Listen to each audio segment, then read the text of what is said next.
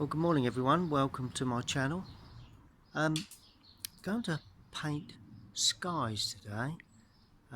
Unfortunately it's very inclement and we do have a lot of showers, had a lot of rain earlier, but I want to try and capture what I see through my studio window onto watercolour paper. So all being well, I'll demonstrate a landscape with a lovely sky, not dissimilar to what you see here. Well, I've moved back into the studio and that is the scene that we're going to put that lovely sky to. Going to use, someone asked the other day the colours that I actually use. Well, that is my palette for almost everything really. I've got burnt sienna, raw sienna, cadmium yellow, I've got Prussian blue, cobalt blue, ultramarine. There's a cadmium red there that I use quite often these days. That is lemon yellow. That one is Payne's grey. That's alizarin crimson, Indian red, burnt umber, light red and cadmium lemon. And those are my selection of colours, but I don't use them all because you don't need to use all of those to produce a watercolour. So now I'm going to just freshen them up, try and get them damp, and I'm going to show you how to paint this lovely old farm building with a thundery sky. I must apologise if you can hear a little gurgling and plopping in the background. I do have some wine on the go at this present moment, but there you go, please bear with me on that. Right, now I'm going to use a large inch Rosemary & Co series 303 brush to actually paint the sky in the initial washes. First thing I'm going to do is to damp some areas of the sky but leave other areas unpainted. So I've damped the top there. I'm going to damp the top this side. I want to get some movement from the sky. I'm going to have sort of like a slanting. I notice outside that the sky, you know, we've got some sort of movement across the sky. So obviously I want to emulate that if I can in my own way. And then in the lower area, I'm going to paint right the way over the building, because in this instance the lower part of the building or the building itself is going to be darker, obviously because of the day. And I'm going to finish at that sort of angle there, and just drop a bit more in at the top so it doesn't dry too much. A bit more in there, it'll gradually run down. Okay, so I've got some damp areas. I've got a dry there, dry there, dry there, dry there. The rest is damp. Now, do you put the grey on first, and what grey do you use? Well, I like Windsor. You can mix a grey, burnt umber, ultramarine, but I like Winsor & Newton Payne's grey. Now it's a bluey grey. You get some lovely greens, you put a yellow with it. So I'm banging that in. See how lovely and bluey grey that is. And I'm dropping that in. This is going to be my sort of darkest area at the top there. Then I weakened it. And notice how it's all running into and around those areas. A real dark area there. Not that I wanted it that dark, but there you go. You go with the flow with when you're painting these sorts of skies. And as we come into the lower area, I'm going to clean the brush thoroughly, otherwise you end up with green. And I'm going to use raw sienna and just stroke that in across the lower part of the sky. There you go. And then you bring a little of that, you mingle that sky in to that lower part of that land, and you don't play with it. This is the key to it. And within those light areas I'm going to put a little bit of yellow. Right, then with a damp brush, just going to blend and soften. So I'm still going to have one or two hard edges, but there is going to be plenty of light, particularly from this left hand side. The lovely clouds billowing across, but albeit still very dark. Now I'm going to ring the changes now, and I'm going to use that mix of ultramarine and burnt umber. That gives me a little bit of a sort of a warm cloud really, which is always useful on these types of subjects. And a little bit there, just to give a sense that we do have a little bit of warmth in the sky. And some of these clouds will be mingling around in this area. The key to it is not to overdo this playing. You know, it's nice to have a bit of interest, a bit of life within these subjects. Okay, now it may look quite dark. We have got a bit of light there, so I don't want to go too dark, but I'm going to go with Payne's Grey again, just to give some, just a little depth of paint. There you go. Payne's Grey, just gently teased just before it dries into one or two areas. Just there like that, just to get that lovely thundery feel. And it also highlights the lighter tones too. And there will be just a little bit of blending at the top while it's still damp. A little bit there. We will just bring a little into the lower area. But overall, I want that nice deep sky right in that centre area. And now all we need to do is to leave that to dry. We don't touch it at all. The only thing I will do is to put an overall wash on the landscape. And I'm using the raw sienna again, a little bit stronger. That way everything just runs down and creates that lovely dark sort of intense sky. Now that looks extremely dark. Bear with me. That will dry considerably lighter. And as I come forward, I'm adding lemon yellow. Just to give, or cadmium lemon, not a bad idea to add cadmium yellow actually. A little bit of raw sienna in that to match the sky, because you've got a bit of that in the sky. And the red I used, or the burnt umber, that's also going in places, just to pick up a little of, if I can just pick enough up without going too dark. There you go. And overall, you've got an overall sky that will dry off extremely lovely, interesting sky, and we'll just allow that to dry. Well, there you are. Now it's completely dry. Just move the board around a touch so you can see more square of view. Now it's completely dry. You know, it's all dried back, and you've got one or two little areas in there.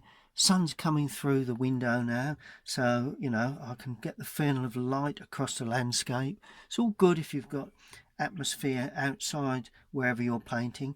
Try and get that feeling of what's going on out there.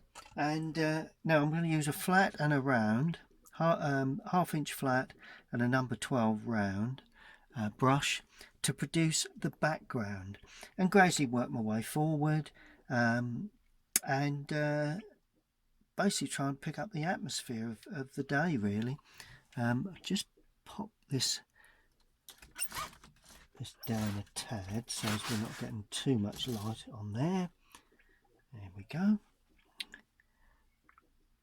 Good.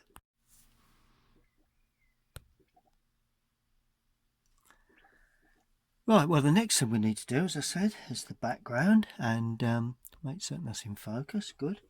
And I want to get that soft feeling to the background.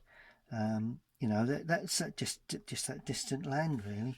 So I'm going to damp the area above that distant land, and there's an area there.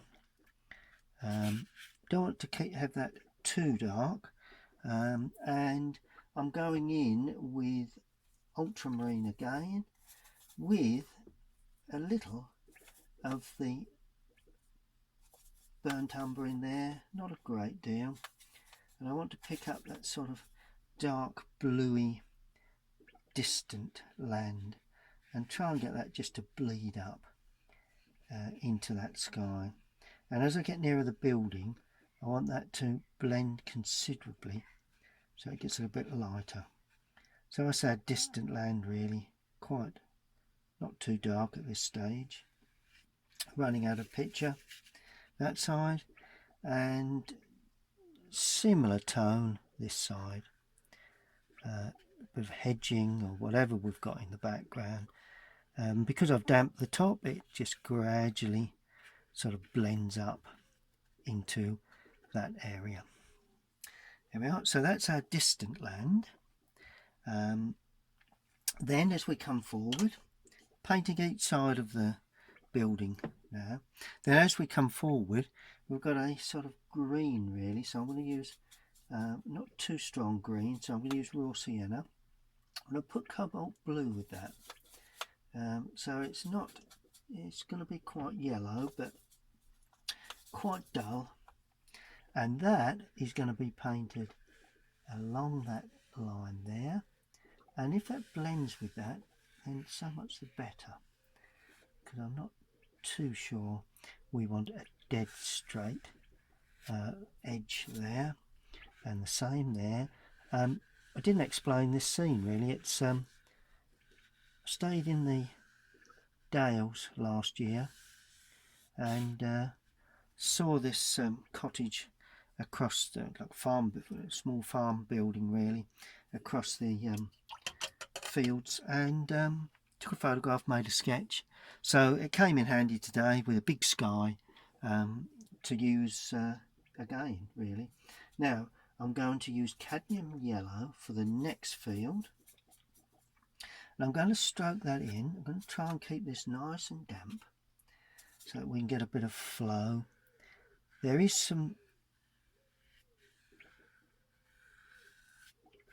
a little bit of sorry, just thinking a moment. I'm going to put a little cobalt into that just so that it comes up green. There is some hedging in places, and some Cotswold stone, well it's Yorkshire stone really, a bit more blue in there as I come forward. So that's the field there, and it sort of like falls away, and there's a sort of like a bit of a bit of dry stone walling, some hedging, just pulling the eyes. There's a good feature that. Then I'm using cadmium yellow again with a little Prussian blue this time, and could have done with a larger brush here, but let's see if we can be successful with this. Shouldn't really use such a small brush at this point, but if I keep it well loaded, it should work. And as I come forward, I'm making the wash. It is very much a rough field in many ways, but I'm trying to get a more of a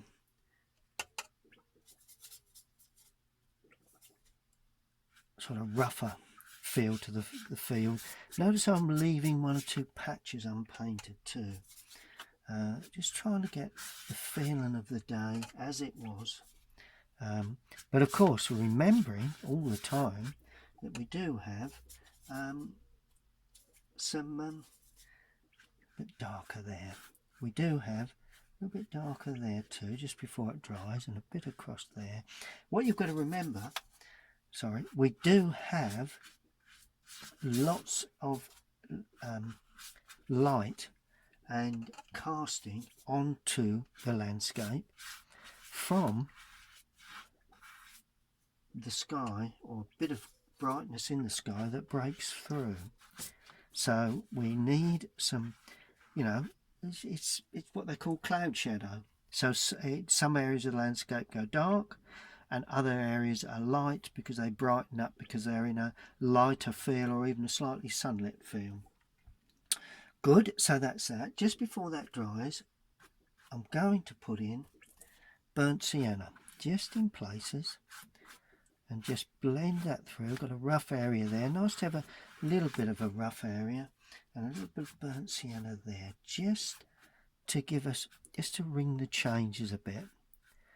See how that creates an atmospheric sort of feel to the foreground landscape.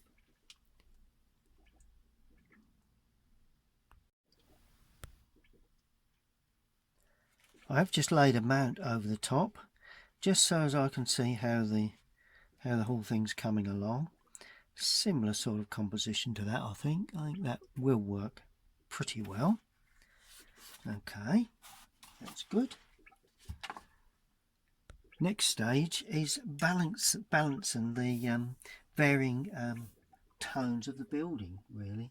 And I don't want to be too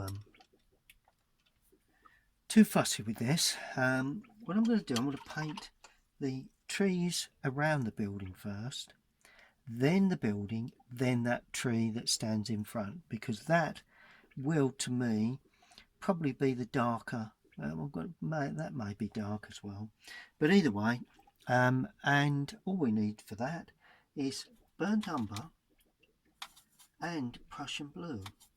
And that way we get a wide variety of greens, some of them quite blue, and I will add a little cadmium with that just to start with. Just don't want too fresh a green because you're not going to see a real fresh green on this type of day. And I'm starting on the outside. Maybe nice to be a little darker on this outside edge. And there's like a small little spinny or coppice there. And I'm using the side of the brush to try and give that lovely impression of these dark trees. A bit of burnt umber in there as well, just to darken it off in places. So that's that. And as they meet the landscape, they will be considerably darker. So I'm adding Prussian blue. Don't want to go too dark too early. And just allow that to dry. That's nice, just to hold in that right hand side. Then we've got a little bit of hedging. There is a stone wall, so I'm using just stroking across burnt sienna, just blending that in right the way across, so that indicates a stone wall of some sort. And then drying the brush, there is a lighter tree. So this one is raw sienna with a touch of Prussian blue in there, and that's for that little one there. It's not really showing up greatly, but it is there because it's like a small building behind that. I'll ease that in shortly. Now I'm going to leave my really dark tree till later. We do have a bit of stone walling again, so a bit of burnt umber that runs away from the building there. Let's just be a little darker with that, particularly where it leaves the building. It's only just about to see that. That's good. It's beginning to get a bit of a feel of that sort of day. This is what we're trying to do, a feeling of that lovely dull day, but still can be a painter's paradise, you know. No need to feel as if it's going to cause a major problem if it's not, the sun's not shining. You know, there's good landscapes to be had. You've just got to mix up the right colours, really. Right, then we have another tree that's perhaps a little lighter than those. Those are very dark. I don't want to go any more darker than that, only with that one. And just a touch there. And this would be nice if it were to shape up the corner of that building. And then that runs away there. There's just a little bit of hedging there, and of course could be as we go out of picture. This depends where we have the mount.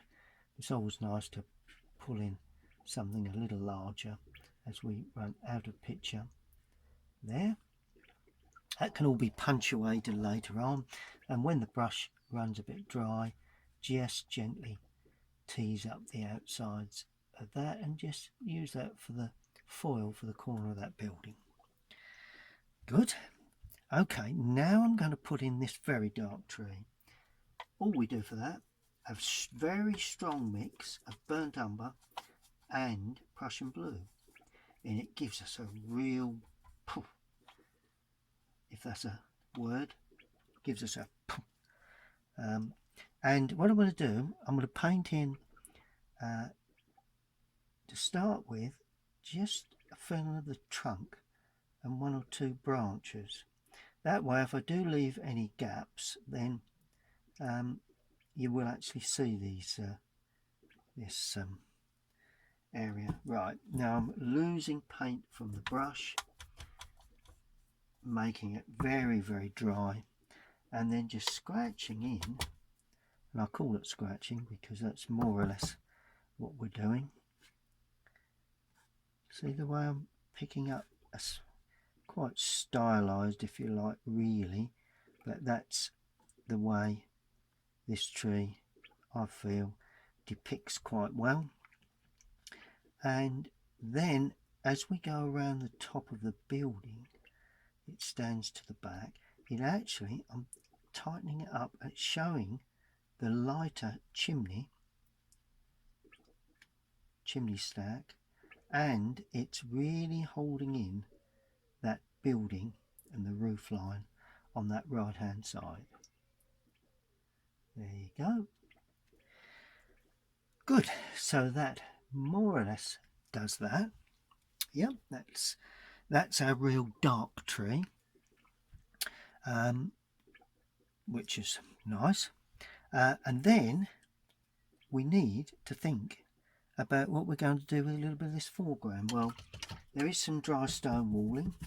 Now as we come forward, I'm putting burnt sienna with Prussian burnt umber with a little bit of this little bit of Prussian blue, like a greeny grey sort of feel, maybe ultramarine. That gives us a better grey, otherwise we end up with greens. That's it.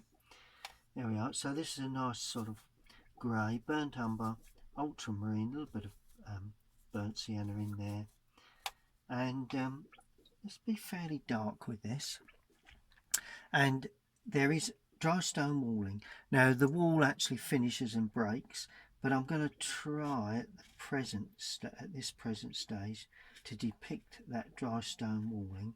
It will actually be shaded as we go, but see the way I'm using the side of the brush, a bit more blue in there, just to pick up, and the stones on the top, it picks up that sunlight feel. A bit more blue, gets a little darker as we go away. So, and that's a very dry brush to pick up that dry stone walling. So without any form of detail, it just gives that feel that there is a wall of some sort there. Good. Now as we go to the top of that wall, we will be able to see individual stones standing up. So that's what I'm putting in now, and they will get smaller as they go away into the distance. Very small marks as you go away into the it's a wall that's more or less fallen down, really, so it's not that very much maintained particularly well. Good. Now around that wall will be good old greens again, so plenty of burnt umber in them, cadmium yellow and Prussian blue. So plenty of burnt umber in there. We want to ring the changes. There's like a hedge at the back that overhangs occasionally here and there. A bit more brown in the hedge. Just holds in that right hand side. That's good. A bit more green, a bit more yellowy green, just to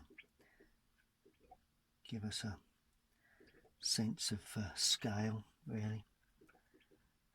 As we go away, we need these clumps of hedges to be sort of smaller. There we go. Good. Now all we need now is an overall very light wash through that of grey. So it's a bluey grey, Prussian blue, touch of burnt umber, just to give us a nice bluey grey. And all you do, you streak it across all those broken edges, and all of a sudden it tones back that stone wall and yet gives you a sense of light on top. Just break up that light on the top there a little, but it's always nice to have some. And brilliant. And that is all we need for the landscape side of things at this particular stage. Now buildings really are always an interest to me. You can pick up so much light, but you've got to remember it's a dull day, so we've got to be a little careful. Now the roof of the building will be, it's that typical Yorkshire flagstones really, so we'll go with burnt umber and ultramarine to give us quite a dark brown grey. Maybe not too dark, and I'm going to just paint across like that, so it's dark where it leaves the corner of that building like that, and also down that gable end like that. But where we come to the dark area where that tree is, I'm going to improve on that by adding, just before it dries, a touch of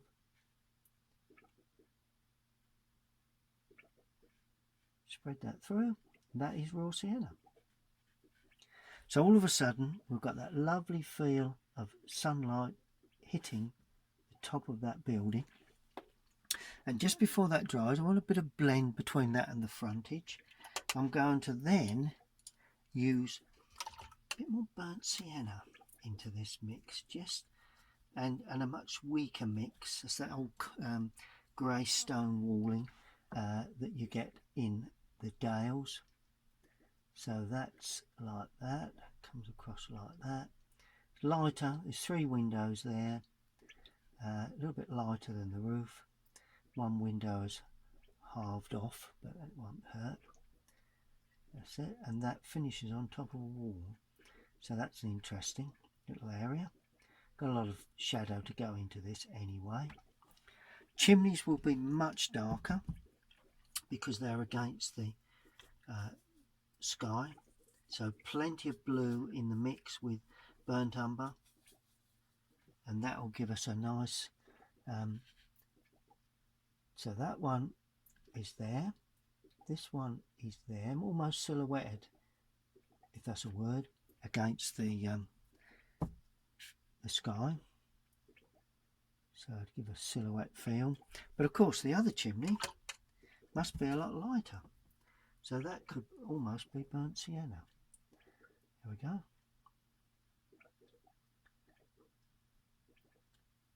Against the dark tree. So I've got a balance of tones, lights against darks, darks against lights, and this side will be hopefully even a little lighter. Side of that building there. It'll all show up when we come to shadow the complete thing. And a little flow of colour across that foreground. There is a dry stone wall there. There we go, so it blends it all together, it picks up the atmosphere. There is a couple of tiny chimney pots which need to be shown, I think. Always nice. They're not tall pots here in Yorkshire. There we are, just bang those in. Now the building behind is a tin roof, so that is I'm actually going to use Prussian blue mingled in with that to give me a greeny, you know, these tin roofs are slightly on the greeny side, and it does need to be quite light because that dark tree will be hanging in front of it. So I've got to remember that dark tree in front of that tin roof. But overall, don't know if it all blends a bit, but it is a stone wall or stone building, so that then in turn has to be the same or similar colour to the main farm building, and the same goes for this, only a little bit lighter, the gable end. There is a nice door on that, but everything will come in when I pull it all together. So that needs to be allowed to dry before I put the large tree in front. I'm going to depict the windows, but let's use a slightly smaller brush now, just trying to see where that is. Brush that points, Rosemary & Co, number 6, 344 series. I'm just going to put in, you know, a little bit of the window work. There is a lovely shed there, and the roof of that is quite light. And to ring the changes, I always like to ring the changes in these landscapes. I'm going to put in a blue roof.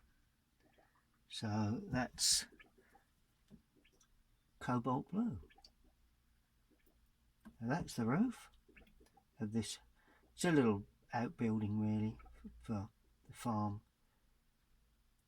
Just pop that in like that. And the wall there again will be quite dark. And it sits behind that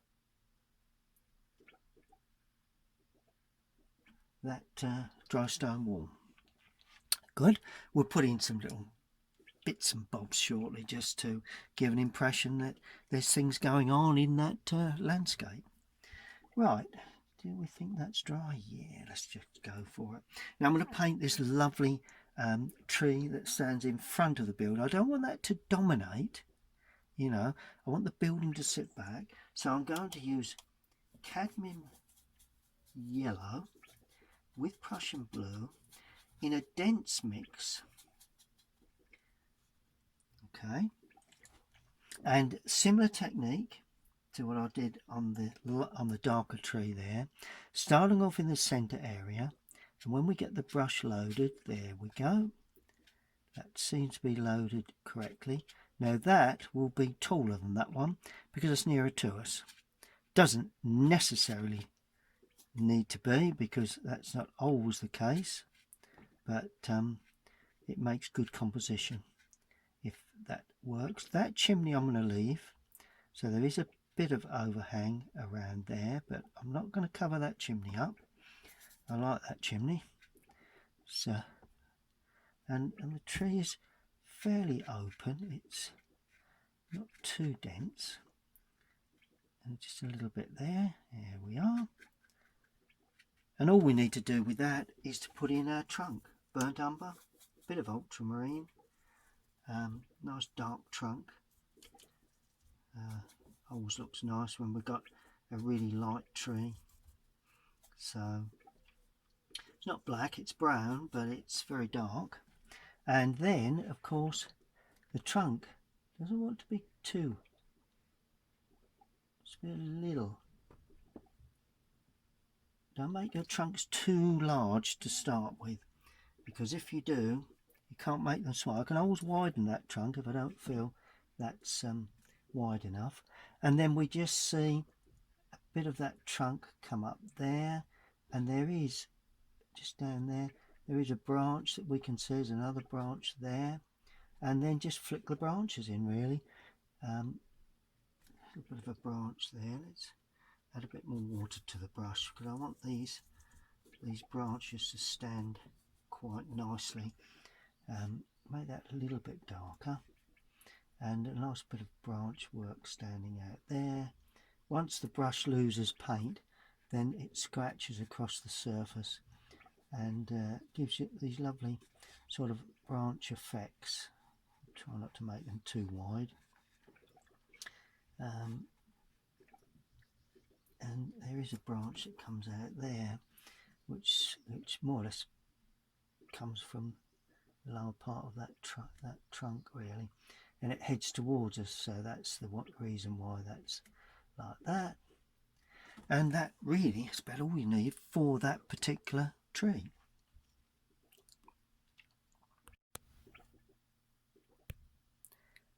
Okay, now I'm going to paint windows. These are going to be very, very dark. They are white framed, so it's a dark bluey grey, and I'm just going to scratch across the surface so that we can still see the light.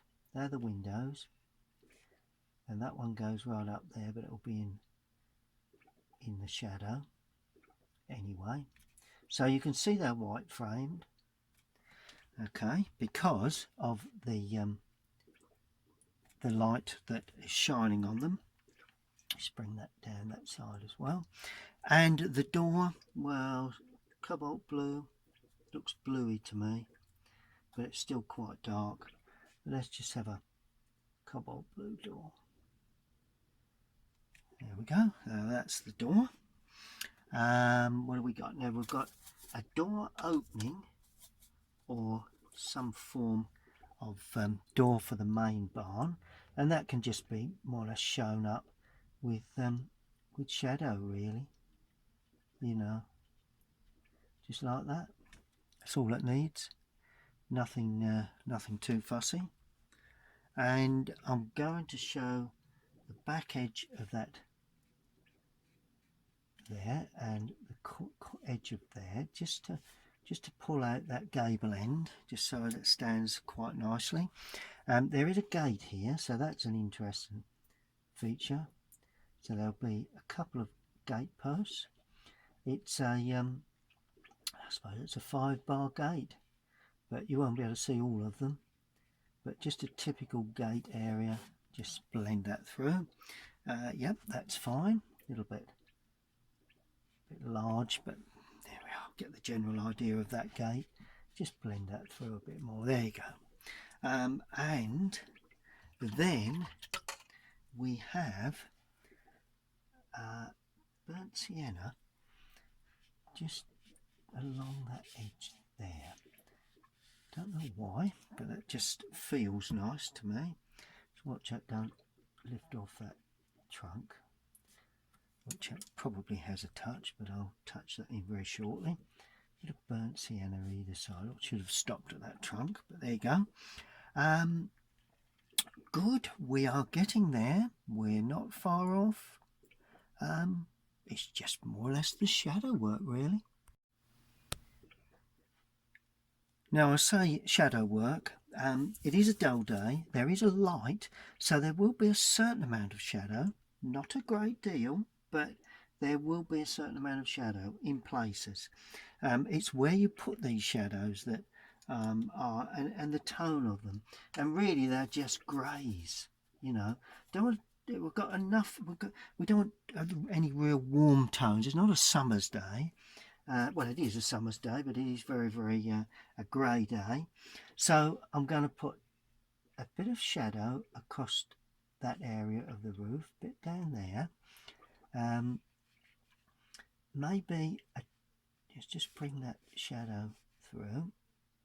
There we are. Just a little bit across the windows, just to indicate that we do have a little bit, not too much in the background here.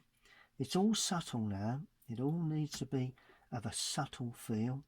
Pick up the corner of that building there like that. There we are. And that's now bled into that, which we can just mop away very shortly. There you go. It doesn't matter. I can put some detail into that. And just now detail, burnt umber, ultramarine, more brown than blue.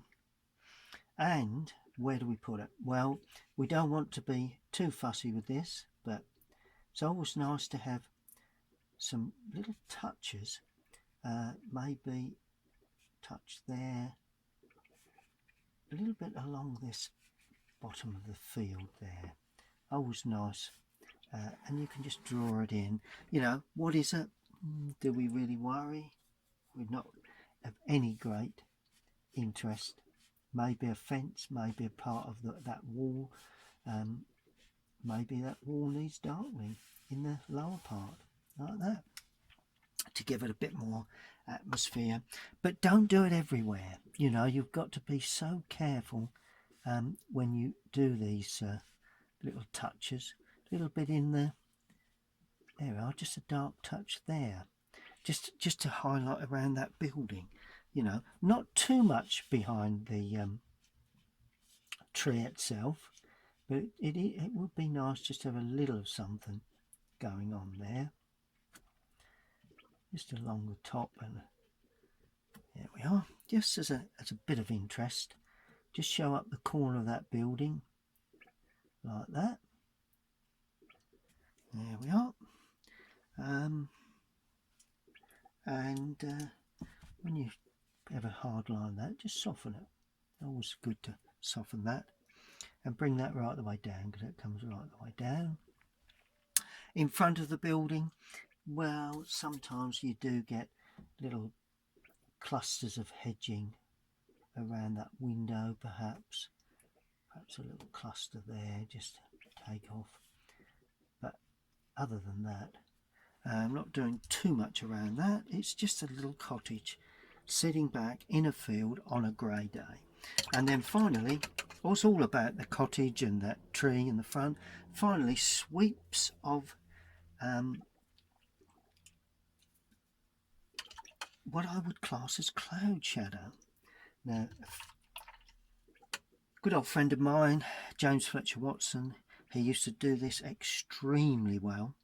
And I try and emulate him as much as possible, but that's not always easy because he was so good at it. But I'm using a sort of like a grey, a mix of all the colours that I've got, greeny grey, got to be a bit green because I'm on the field, not too dark. I used to go too dark with these subtle shadows, and I did notice that his shadows were considerably lighter, mainly. There we are. So there's a nice sort of subtle shadow, just deepening it slightly where it's under the bush. Other than that, there we are, a lovely little subtle shadow there. Where else are we going to have a shadow? We need a shadow drawn in here. Just some of these will be hard edged, and the field, as I said, finishes somewhere like that. So that will have the shadow, and then that shadow will then soften away. So just soften that with the brush into the distance. Then of course the tree, now that may have slightly stronger green shadow, greeny grey shadow, and that just flows across there like that, and hard at the top, soft at the bottom. That's the way these sort of shadows sort of seem to work quite well, and that sits that nicely onto that field area. Good. And then we just got the foreground. Well, there's a bit of shadow here, so there's a little bit of shadow coming down there, so we don't want any light stuff there. And then it's green, really. We blend it in with that so that we lose a little bit of the feel of that, and then we just streak this across, and it gradually comes into that light area, using the brush just to dampen and blend. So the darker area will be counterbalanced this side. So we're going in with Prussian blue now, with burnt sienna, just nicely banged in there like that. We mustn't overdo this. I keep telling myself that every time I paint these sorts of subjects. It's so easy to overdo. Prussian blue straight in on its own. James used to do that a lot, and he used to create some lovely atmospheric landscape paintings. And then something a little lighter this side. I like that brown, and I like that. It's just don't too many hard edges. There we go. And then finally another relatively deep area there. I like that bit of brown, and that then takes us off out of picture. Good. We'll allow that to dry. Well, there we have the scene with the mount over the top. Lovely composition. Got a mount over now so we can balance it. I think I'm about in the right position for the mount. That's about does it. It's got enough of the strong sky in there. We can see the sky considerably well, but also the landscape becomes also a big part of the scene. Not a bad idea to put some birds in the sky, I suppose. Really, that probably would be nice. Well, as they entering this way, burnt umber and a blue. Let's go cobalt blue, so as they're not too brown, but it's just a dark grey really. That's all we're looking for. And how big? Well, I don't want to be too big. We'll put one there, give them a bit of size so we can see them. Just like that. And we will have another one just coming in like that. Give that a lip to the, and we'll have another one there,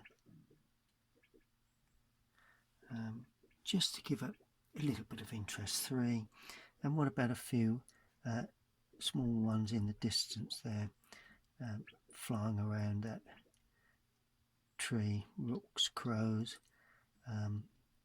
Just 1 or 2 little dots just to give an indication of something going on. Perhaps they're heading towards that direction. And then finally it needs signing, so I'm going to sign it down in this left-hand corner.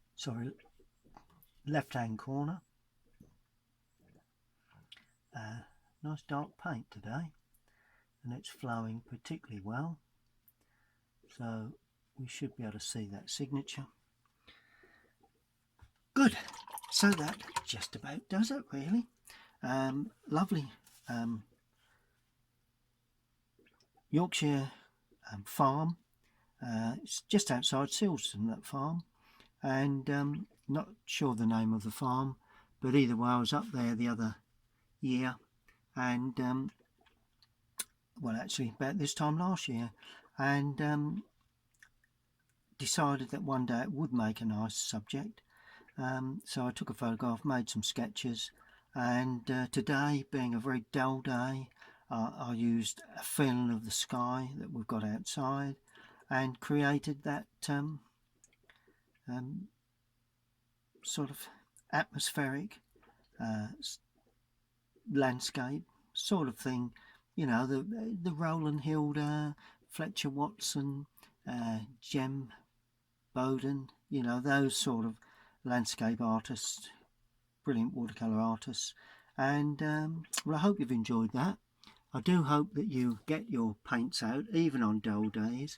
Try and capture the feeling of light across a landscape. Stay tuned to my YouTube channel, please subscribe, and we'll see you all again very soon.